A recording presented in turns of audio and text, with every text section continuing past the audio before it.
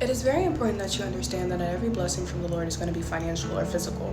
There are some blessings that God will use to develop your heart posture and change your character, make you go through character development so that you can reach the potential in which He would desire you to be at. I recently moved to Puerto Rico, and I think that everything that possibly could have gone wrong kind of happened to me. And I looked at the Lord because prior to me coming here, He kept saying promised land.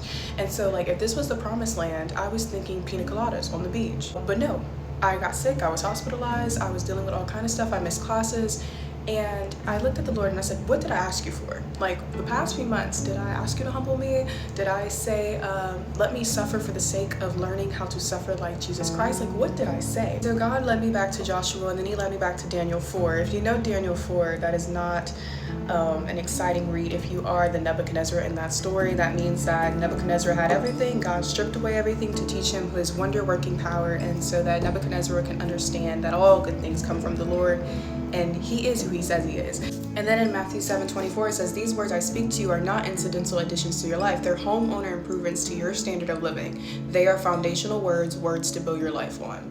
So it's the suffering produces endurance, endurance produces strength, strength creates hope, so on, so on. And so in a sense, God didn't send me here to sip pina coladas on the beach. He sent me here to develop the things inside of me that He did not like and that He needs to strengthen for these next chapters of my life. And if you know about Joshua, Joshua is leading into the promised land. So that's them being, the Israelites being led out of Egypt for 40 years. Joshua is where they can see the promised land, but there's still some trials and tribulations. So what I'm trying to get you to understand is that the Lord isn't always punishing you. He loves you so much that, like any good father, He's going to put you in positions that are going to strengthen you and teach you how to call on Him.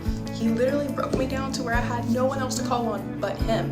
And for the sake of His glory and His love and His mercy and His power, you're going to need character development.